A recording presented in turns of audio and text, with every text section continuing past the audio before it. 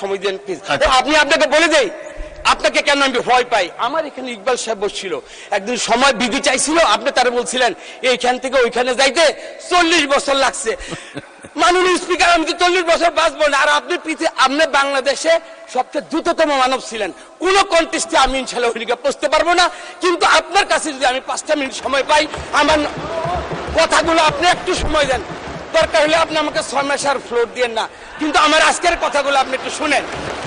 জয়নাল আবদিন ফারুক উনি সাইজ দেখলেন, এটার ওজন দেখলেন, কিন্তু বিগত 16টা বছর যারা এইখানে বৈশা অপবিত্র করছে এই চেয়ারগুলারে, এগুলারে একটু জমজমের পানি দিয়া আতর গোলাপ দিয়া যদি ধুইতো তাইলে এটা হয়তো আরো ভালো হইতো। তা আমি ওনাকে একটু আপনার মাধ্যমে বলতে চাই, সাইজ এবং এগুলা ঠিক করে সদস্য এখন থেকে 3 মিনিটের মধ্যে শেষ করেন। আচ্ছা, আজকে আরেকটা কথা বলা হয়,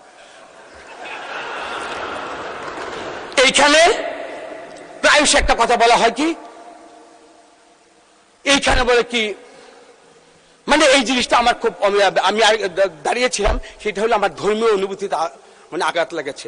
কোরআনের একটা আয়াত আছে, এই কোরআন আয়াত কেন বলি, ওনাদের পাশে বসি তো, এই আলেম আমাদের সোহবতে থাকলে এই বাতাসে বাতাসে 2-1টা কথা আমি ইনশাআল্লাহ বলার চেষ্টা করি।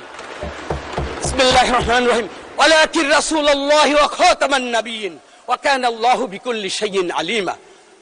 আল্লাহর মনোনীত কে? আল্লাহ। আমার রাসূলকে? রাসূল আল্লাহর রাসূল।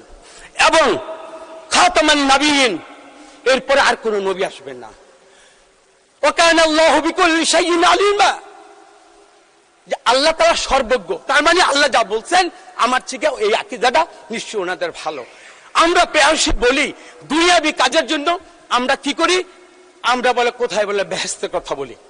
আমি যতটুকু আমি জানি, রাসূল সাল্লাল্লাহু আলাইহি ওয়াসাল্লাম তার জীবদ্দশায় আশারের মুবাশশারা 10 জনের সংবাদ দিচ্ছেন। বদরের যুদ্ধে যারা নিহত হয়েছেন তাদের ব্যাপারেও একটা কিন্তু সম্যক একটা ধারণা দিয়ে গেছেন। কিন্তু দুনিয়াবি বাংলাদেশের কারণে আমরা তো এরকম কোন সুসংবাদ পাই নাই যে আমার দল করলে, আমার আদর্শ মধ্যে থাকলে জান্নাতের সুসংবাদ আমরা দিতে পারি। এই কথাগুলো আমি বিজ্ঞ মাননীয় আমাদের এই যে হুজুরদের কাছে আমি জানতে চাই। আর সর্বোপরি বলি, আজকে আমি যে কথাগুলো বলছি, আমি মাওলানা মামুনুল হক সাহেবের সাথে কথা বলে আসছি। আমার আমির মহোদয় উনি জিজ্ঞেস করতে পারেন, আমি নূর হোসেন নুরানির সাথে যে কথাগুলো বললো, এই যদি আমার আদবার বরখেলাপ হয়, আমি কিন্তু ওনাদের কাছ থেকে কিন্তু তালিম নিয়ে কিন্তু এখানে ইনশাআল্লাহ কথা বলতে আসছি। সুতরাং আমার যে সর্বশেষ কথাটা, আমরা একই পথে আমরা পথ চলতে চাই। বস্তুনিষ্ঠ সংবাদ, সত্যতা, পরস্পরের প্রতি সম্মান এবং সংসদের কার্যকরী করার জন্য আমাদের সবার মূল লক্ষ্য হওয়া উচিত এক এবং অভিন্ন। আমরা দেয়ালের ওপাশে আমরা ফ্যাসিস্ট হাসিনাকে দেখতে চাই। কোন ভিন্নতায়, কোন মত পার্থক্যের কারণে ওই ফ্যাসিস্ট হাসিনাকে যখন বাংলাদেশ আসবে, আমি আপনি সবাই কম বেশি ক্ষতবিক্ষত হব।